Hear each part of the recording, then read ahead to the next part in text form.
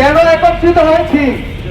কারণ এই দেবীগঞ্জের সনাতনী সমাজ কষ্ট পেয়েছে, আহত হয়েছে। কেন কষ্ট পেয়েছে?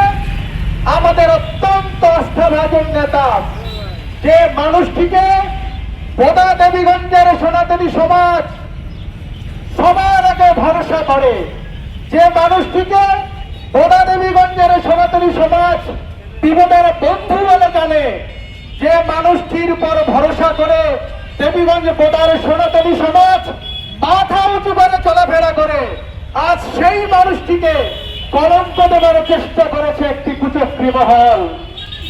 এই কলঙ্ক দেবার চেষ্টা সনাতনী সমাজ কোনোভাবেই মানতে পারে নাই। আমরা সনাতনীর পক্ষ থেকে এইসব নোংরামিকে ধিক্কার জানাচ্ছি এই সভা মঞ্চ থেকে। তৎসঙ্গে বর্তমান সরকারের প্রতি আহ্বান জানাচ্ছি, এই কুচক্রী মহল আপনারা যদি এই মুহূর্তে এদেরকে থামাতে না পারেন, আজকে আমাদের ফরাজুজ্জান আজাদ সাহেবের সঙ্গে যে ব্যবহার করেছে, একে একে প্রতিটা সদস্যের জন্য এরা এই কাজ করে থাকবে।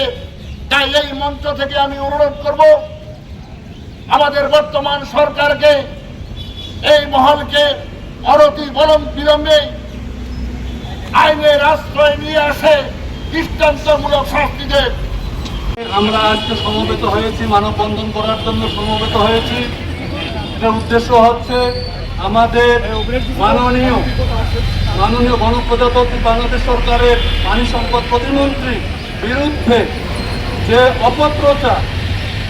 অপপ্রচার একটি চক্রান্তকারী মহল প্রচার করেছে, এর আমরা তীব্র নিন্দা এবং তীব্র প্রতিবাদ জানাচ্ছি।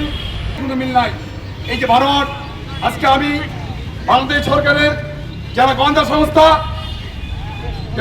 সংস্থা আছে প্রেসক্রিপশন, তাদেরকে আমি মাননীয় মন্ত্রী মহোদয় বলবো, তার মাধ্যমে আপনি উদ্ধার করেন কার আইডি থেকে পোস্ট করা হলো এবং কার সঙ্গে কাজ জড়িত।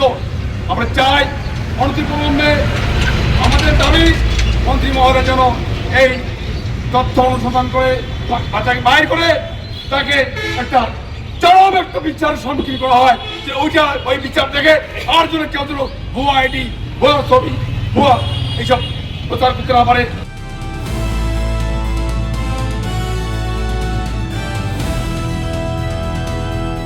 দিনাজপুর টিভি, মানুষের জীবনের কথা বলে।